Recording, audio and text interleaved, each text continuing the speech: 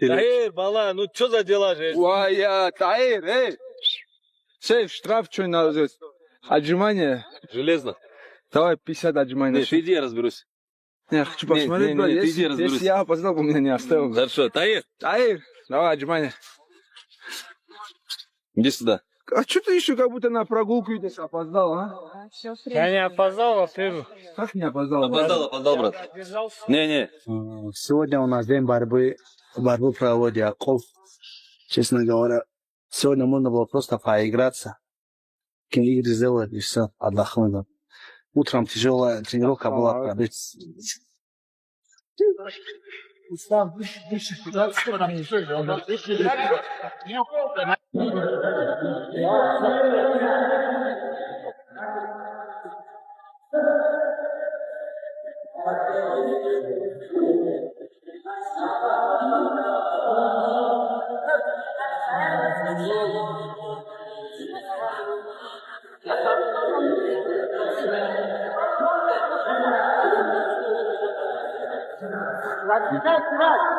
Расслабься. Просто делай свою жизнь. Нет, стиль. Есть. 1-0.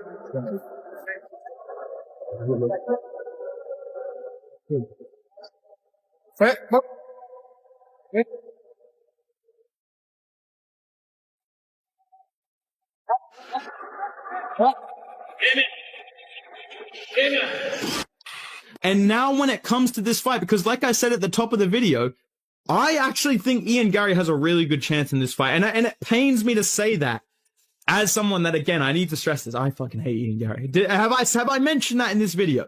And I'm a fan of Islam Makhachev, okay? But I just need to be real. I feel like Islam Makhachev is playing with fire by not having turned right around. He got offered a fight at UFC 324 after blobbing JDM, taking 0 damage, and moving up to 170, so it's not even this massive weight cut for him now. He clearly bulked up and filled out into the division, but still, it's not the same as cutting to 155 and turning right around. And he turned it down for whatever reason, right? We don't know. He got offered the White House card, apparently turned that down due to injury. And now we're hearing all these rumors that he's going to be back at UFC 330. Again, I'm going to build that card later on in the video, but I feel like he's given these guys a lot of time to improve. He's given Leon Edwards, what's this kid's name? Carlos Prates, Ian Gary, even Michael Morales, even though I don't think he should be in the conversation. He's given all of these guys time to get fights and get better, and they're younger than him, they're hungrier than him. And the biggest thing for me that concerns me about Islam Makhachev in this division is I feel like I'm seeing a pattern right now in the weight class, and I'm going to point it out to you. And actually, it makes me sad to accept this as a JDM fan, but there is just a certain build that is dominating this weight class right now, and it is the tall, lanky, well-rounded strikers. Okay? Listen to this fucking theory. Look at the top 5. Ian Gary, Carlos Prates, Michael Morales, and then JDM and Bilal Muhammad, who have lost to these guys, basically. You know what I'm saying? Think about what I'm telling you, right? Ian Gary, tall, lanky striker with solid grappling. He beat Bilal Muhammad the exact same way JDM did, except JDM did better, you know, whatever. But stuffed his takedowns, pieced him up. That's a good win. But he gets in there with Carlos Prates and he's able to match his frame and do well against him on the feet, outstrike him, mix in the grappling more effectively than JDM was able to. Ian Gary, with his build and his skill set, is able to beat both the guys that JDM and these guys can beat, like, and Sean Brady and Bilal Muhammad, these guys can beat, right? But also is able to beat the other tall, lanky, like mutants at 170 like Carlos Prates. Same with Carlos Prates, dude. This shit is fucking unfair, bro. This guy's massive. I saw this guy in person. It was like a fucking Arkham boss battle started when this guy jumped around the cage. He can handle grappling. We saw it against Leon Edwards. We saw it against JDM. We saw it against Ian Gary. He stuffed basically all of his takedowns. And on the feet... Forget waiting around, because Islam Makhachev is charging straight into the biggest test of his entire career. With his highly anticipated showdown against Charles Oliveira's successor approaching, the undisputed champion has buried himself inside an unforgiving training camp, relentlessly sharpening every weapon available. Yet it isn't only Makhachev's brutal preparation stealing attention. Fresh footage from his camp, alongside the elite coaches directing every move, has fans buzzing and questioning exactly what secret strategy he's preparing for this massive clash. Which parts of his arsenal has Makhachev upgraded most? More importantly, will those improvements completely overwhelm his opponent?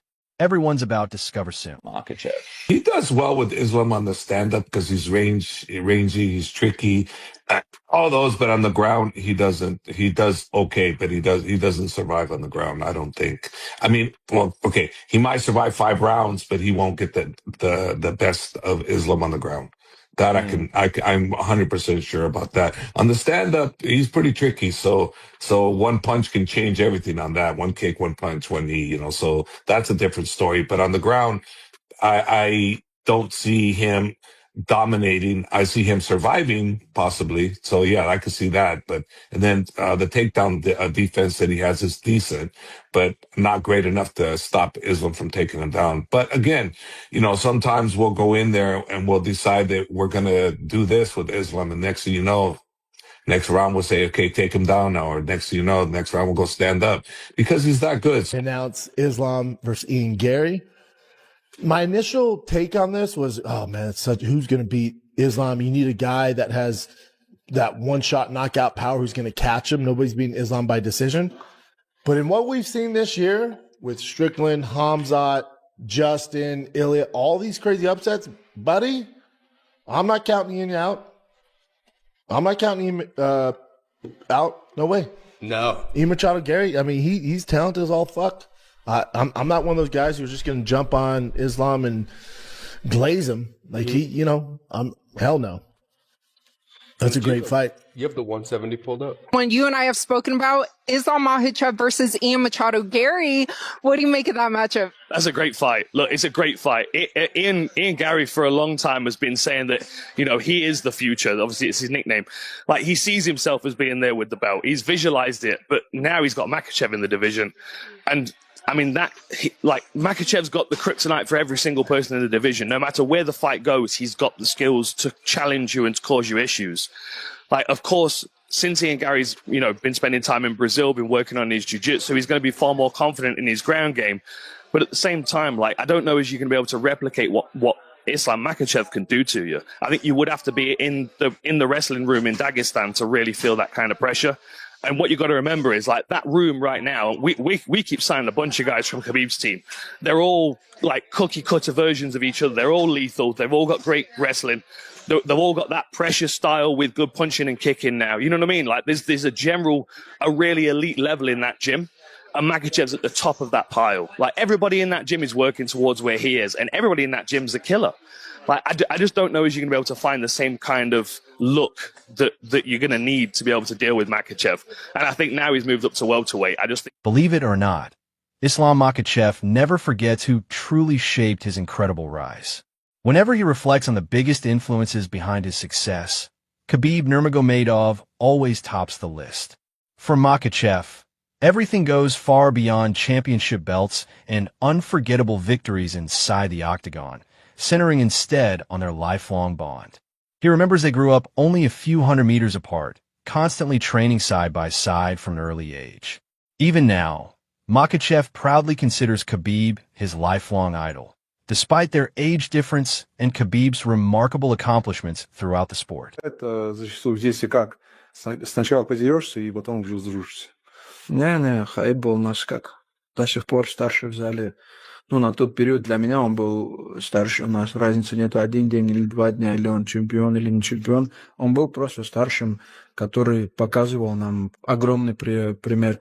Мы с ним и в школе тренировались.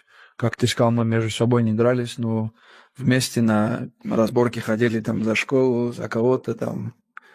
И вот так мы рядом жили. До того, как я попаду в Каблманапу, у нас дом, наверное, между собой где-то 300-400 метров находился. Я его уже тогда знал. С Хаибом вот так с первого дня у нас был. Everyone thinks Islam Makhachev has already conquered everything, but apparently that still isn't enough. After reaching the absolute pinnacle of his MMA career, he insists his ambition refuses to fade. While many fans believe titles, fame, or wealth power his relentless mindset, Makhachev says the real motivation comes from something far deeper. From the unique atmosphere inside his training camp to the overwhelming pride he derives from pushing himself beyond every limit and achieving greatness. Makhachev has explained the hidden reasons driving his ambition. Instead of merely defending a title, he's determined to continually perform at his best, always remaining atop his game. На первой строчке. Знаете, как это я же всю жизнь этим занимаюсь. И мне вот просто нравится находиться с командой. Вот сейчас приехали на сборы 30 человек. Вот эта атмосфера, она по-любому и в городе не бывает. Вот эти большинство воспоминаний, то, что у меня есть от сборов, это вот когда мы толпой где-то собирались на какой-то базе, вот тренировались. У меня есть много других тоже воспоминаний, но это почти все связано с тренировочными сборами где-то с командой. Ну, вот этого я не хочу терять. И мне это до сих пор нравится. Мне нравится, когда я нахожусь в форме. Мне вот не нравится, когда я бываю не в форме. Где-то что-то болит, где-то что-то неохота, утром вставать неохота. Ну вот, когда ты в форме, не знаю, не могу, наверное, объяснить человеку, кто не... So, was Islam Makhachev finally rattled by Ian Gary's nonstop trash talk? Not exactly. The champion responded, but made it crystal clear he has absolutely no interest in playing childish verbal games. According to Makhachev, he only addressed the rumors because staying silent would have let the speculation spiral even further. He firmly stated there were no injuries preventing him from competing and revealed that no official contract offer had been presented at the time. Although Makhachev admitted he does have a hand injury requiring future surgery, he confidently assured everyone it won't affect his career, completely shutting down the growing concerns. И жестко, и резко, точнее. Цитату в пример приводить не буду, но ты сам понял, наверное, о чем речь. Вот почему ты решил ему ответить не в таком же стиле, а по-спортивному? Оно что-то уже, когда ты молчишь, а они болтают, и люди начинают им верить просто в интернете, я думаю. Травма, они уже обо мне переживают. Но это так не бывает в UFC. Ты захотел, и ты дерешься на следующем турнире. Прими там бой, я приму, но нет уже контракта. Как я приму? Что я приму вообще? Я им так и ответил. Отправьте контракт, я принимаю любой бой. У меня нет никаких травм. У меня есть старая травма руки, но это после завершения моей карьеры я ее буду оперировать. Но сейчас это не причина, что бои какие-то срывались. Я готов, отправляйте контракт. Вот я сегодня на сборах, я думаю, в июле. Just when a hype-around Ian Gary refused to slow down, Islam Makhachev completely poured cold water on it. Taking his breakdown even further, Makhachev explained exactly why he doesn't view Gary as a truly credible threat. He pointed to Gary's fight against Shavkat Rakhmonov, arguing that Gary still hasn't shown he can seriously trouble elite opponents with his striking. Makhachev admitted